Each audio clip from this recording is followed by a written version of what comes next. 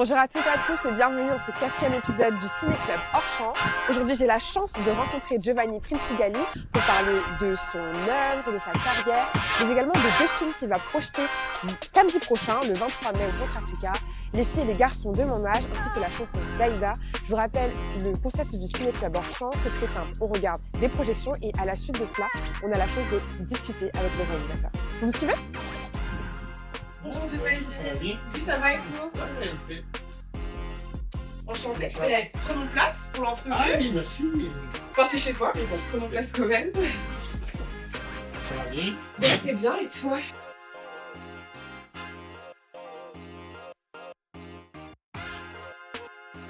Aujourd'hui, je rencontre Giovanni Princigali et pour le présenter, laissez-moi vous lire les quelques notes. Quand on regarde vos films, quand on regarde tes films, on a l'impression que tu as cette capacité à nous faire rentrer dans la vie de tes personnages, comme si on les connaissait depuis toujours. Dans Les filles et les garçons de leur âge, vous nous plongez dans le quotidien des adolescents avec une justesse qui fait sourire, qui fait réfléchir et parfois même un peu mal au cœur parce que tout est si proche de la réalité. Avec la chanson d'Aïda, vous montrez que la musique n'est pas seulement un décor, elle devient une part de l'histoire, un moyen de comprendre qui sont ces personnages et ce qu'ils ressentent. Ce qui me touche particulièrement dans ton travail, Giovanni, c'est la douceur et la délicatesse avec lesquelles tu racontes des histoires humaines, simples en apparence, mais profondément fortes et émouvantes. On a l'impression qu'il regarde le monde à travers les yeux de ses personnages et nous invite à partager son regard. Bonjour Giovanni. Bonjour. Tu vas bien? Oui, et toi? Mais très bien, merci beaucoup. Dans un premier temps, est-ce que tu pourrais te présenter? Mais tu l'as déjà dit. Oui, mais selon Je tes me mots. nomme Giovanni. Mhm. Je suis d'origine, je viens de l'Italie, d'une ville qui s'appelle Bari. Et j'ai un enfant. J'habite à Montréal. J'ai étudié sciences politiques. J'ai une très grande passion pour l'histoire, pour la politique, mais j'étudie aussi le cinéma. Donc, j'essaye de faire des films. C'est pas évident à cause des financements, mais en même temps, des fois, j'écris des articles d'histoire, de politique, culture. Et quand est-ce qu'a commencé ta passion pour le cinéma? Mais disons que j'étais déjà à l'université, j'étais inscrit en Sciences Po, et un ami m'avait demandé si je voulais participer à un laboratoire de théâtre. J'avais des réserves, puis je l'ai fait, et je me suis rappelé que quand j'étais petit, je jouais beaucoup au cinéma, dans le sens que je voyais beaucoup de films. Dans le quartier, il y avait le cinéma de la paroisse, d'autres cinémas. J'allais même des fois habillé de cowboy quand il y avait un film western. Et ça m'a rappelé ça. J'avais comme oublié quand j'étais petit, j'étais un peu charmé sans bien le savoir. Non? Quand il y avait un film à la télé, c'était un événement pour tout le monde. Puis je pensais que les comédiens devaient avoir beaucoup de femmes, parce que dans chaque film, je les voyais embrasser une femme différente. Alors je me dis, peut-être ils ont beaucoup de femmes. Et voilà, donc évidemment, j'étais un peu... Ça t'a motivé? Non, c'est pas que je voulais embrasser beaucoup de femmes, mais c'était quelque chose de magique, un peu, je ne sais pas. Et alors, j'ai commencé à organiser des ciné-clubs avec des amis. On organisait beaucoup de ciné-clubs, on a découvert beaucoup de cinéma. C'était comme un peu une véritable école de cinéma. Aller au ciné-club des autres et au sien. Et puis...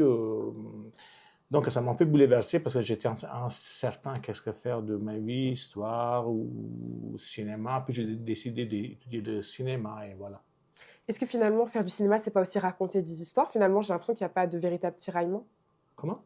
Est-ce que le fait de faire du cinéma, c'était pas pour toi aussi le moyen de raconter des histoires? Donc peut-être que tu as pu combiner tes deux passions. Mais disons que j'essayais de combiner, surtout au début, quand j'ai fait du cinéma anthropologique, on peut dire. Mais moi, j'essaie toujours de raconter une histoire. Dans le sens que pour moi, dans mes films, la chose qui est importante, c'est le personnage. Si c'est un documentaire, c'est le résultat de cette rencontre ou regard qui est réciproque. C'est entrer un peu dans sa confiance dans sa vie. Si c'est une fiction, il y a toujours sous-entendu, mais pas vraiment sous-entendu, caché, il y a des choses qui m'appartiennent. Là, à gauche, à droite.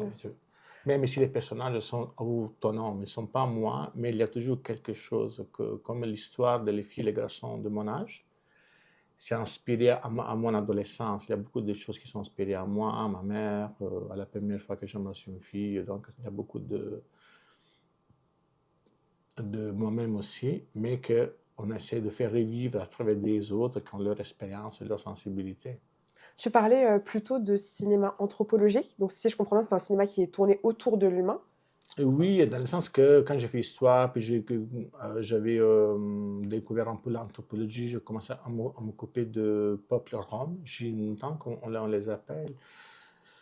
Et l'anthropologie, c'est, disons, c'est une science qui s'occupe justement de l'altérité des autres, non? Mais même là, c'était un peu comme un cage. Je voulais juste faire du cinéma qu'on peut définir. C'est les autres qui les définissent, qui sont anthropologiques ou historiques. Pour moi, c'est un cinéma dans lequel je cherche de mettre en évidence à l'avance la vie des gens. Je pense comment il y a un mélange d'ironie et de drame, de réalité imaginaire. Ça, c'est comment tu me filmes. Et comment ils fassent leur vie, des personnes ordinaires font face à leurs petits défis quotidiens. Donc, il y a comme un peu une idée de l'héroïsme de l'homme commun. Un peu. Pour ton film, Les filles et les garçons de leur âge, tu dis que ça parle un peu de toi, de ton enfance, de ton adolescence.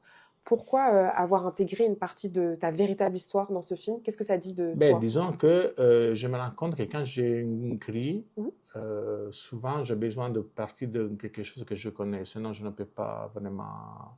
Et puis tu peux aller loin. Donc il y a des réalisateurs très très connus, affirmés dans le monde qui des fois, parce qu'à un moment donné le cinéma c'est une industrie aussi, ils reçoivent des scénarios déjà faits, donc ils vont le mettre en scène. Mais sinon, dans ce niveau-là, moi, je n'ai pas vraiment de relation avec des scénaristes, donc je développe des idées qui viennent de mon vécu. Est-ce que tu peux nous faire un bref synopsis de ce film qu'on aura l'occasion de regarder le 23 Il y mai en a prochain? deux. Oui, Les filles et les en garçons de commençant, mon âge, voilà. c'est l'histoire d'un jeune adolescent de 14 ans.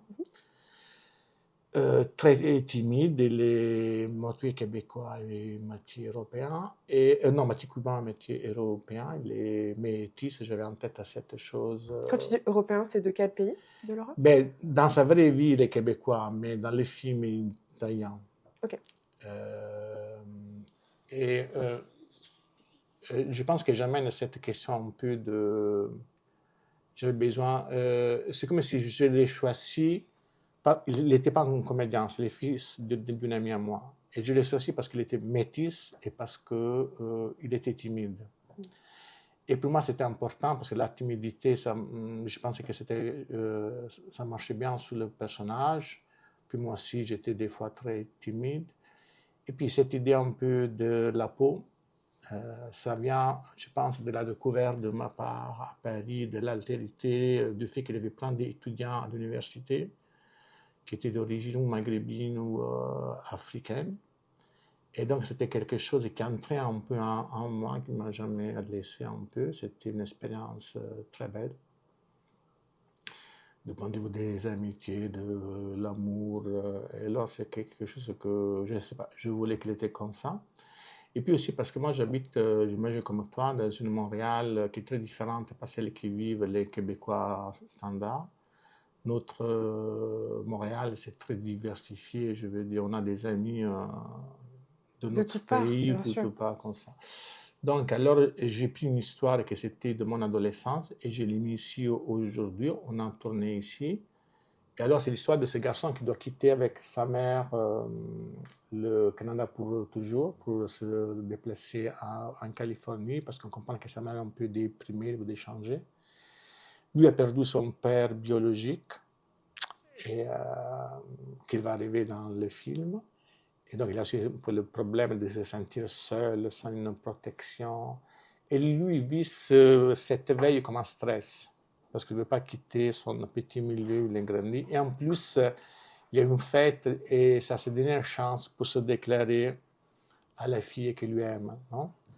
Mais il y a autres deux filles qui sont intéressées à lui, donc c'est comme un peu une comédie, un peu... Donc, Dans une nuit, il va avoir 3 expériences différentes. La première, il va dormir, mais juste de dormir avec une fille, avec une autre, il va donner un bisou pour la première fois, et avec l'autre, il va faire une promenade romantique pour la première fois. Et le garçon n'avait jamais embrassé vraiment une fille dans sa vie, donc il l'a fait pour la première fois dans le film. Et la chanson d'Aïda, c'est un tout autre La chanson d'Aïda, c'est registre. un documentaire. Oui.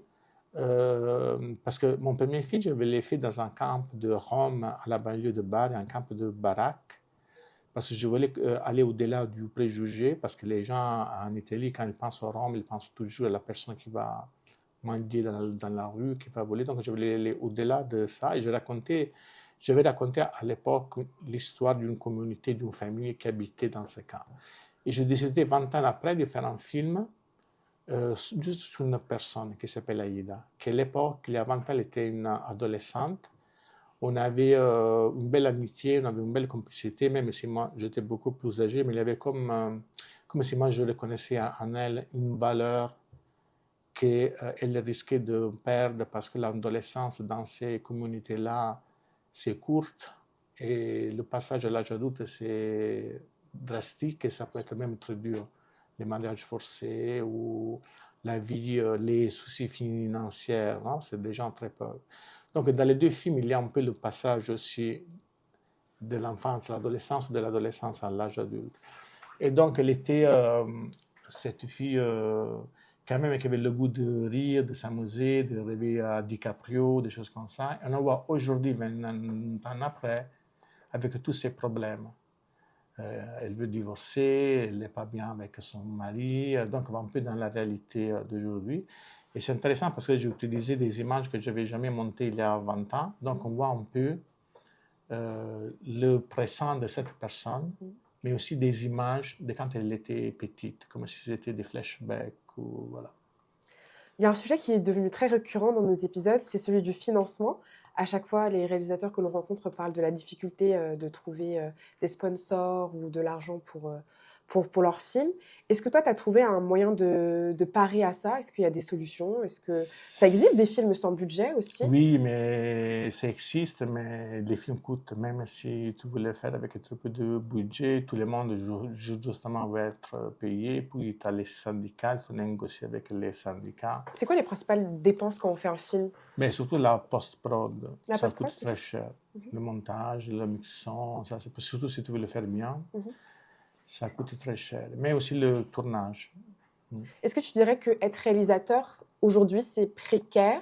Est-ce que tu vis... C'est très précaire, oui.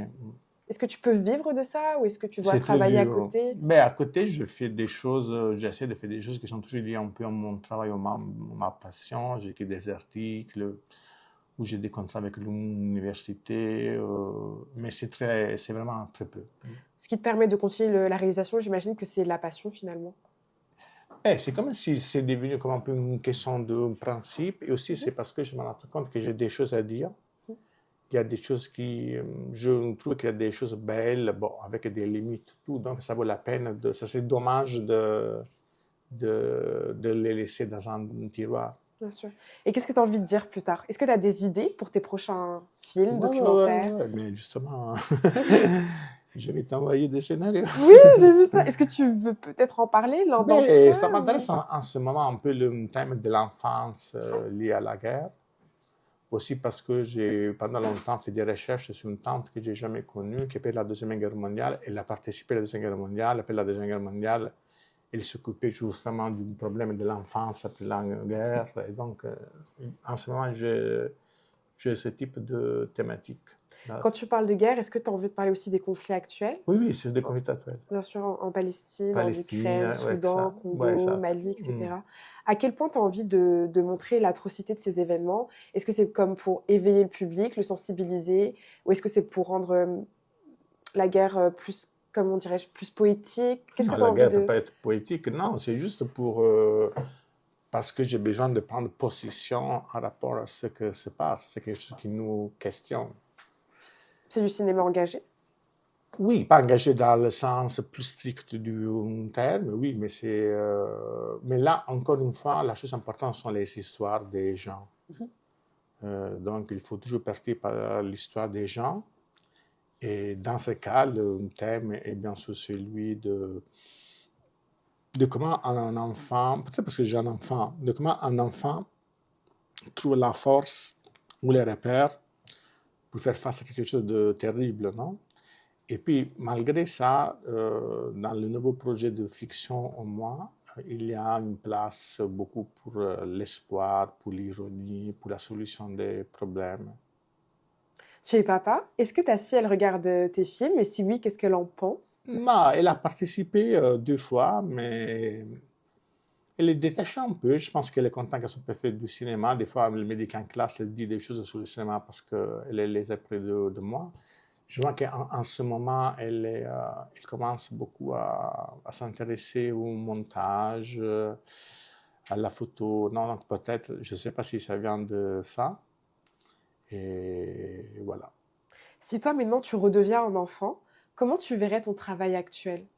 Je n'ai pas compris. Imaginons que ta fille, elle a 11 ans, c'est ça? Oui. Imaginons que toi, tu as 11 ans. J'imagine que pour le futur, tu voulais faire des réalisations. Qu'est-ce que toi, tu penses de ton travail d'aujourd'hui à la place d'un enfant? Comment tu perçois ton évolution cinématographique? Comment moi je vois ma production. Est-ce que tu es fier de toi? Est-ce que tu t'attendais à faire Oui, ça? je suis fier, mais j'aurais pu faire mieux, on peut faire mieux, mais il y a toujours un peu une frustration parce que tu ne penses pas que tu as tout dit, on s'arrête là. Tu vas encore en parler, il faut du courage, il faut un peu de... C'est difficile. Qu'est-ce que tu pourrais dire à nos auditeurs pour finir, les inviter à venir le 23 mai pour regarder tes venez, parce que projections? ce sont des films, moi je trouve qu'ils sont assez, assez touchants, ils sont très riches, ils sont très sincères, il y a beaucoup d'émotions. Je pense que dans un film, la créativité, c'est comme un bricolage un peu, non? Donc il y a plein de choses qu'on peut mettre ensemble. Tes choses personnelles, ton idée de la musique, ta vision de l'amour, la perte de quelqu'un, la beauté d'une femme, je ne sais pas. Yes. Il y a plein de choses qu'on peut mettre dedans, mais aussi réfléchir sur le personnage, ce qu'est le personnage. Donc je trouve que ça donne au cinéma, c'est fait de cette manière une vérité, une authenticité, voilà. Merci beaucoup Giovanni, merci à vous pour votre écoute. On se retrouve très prochainement pour un 5e épisode des Portraits Marrons. Et oui, déjà. Et en attendant, on se retrouve le 23 mai pour découvrir le film puis de moi Giovanni. je voulais un autographe de votre part, s'il vous plaît. Ah bon? Ils sont interviewés par la fille de N'importe quoi. Ok, on fera ça après la vidéo. Merci à tous.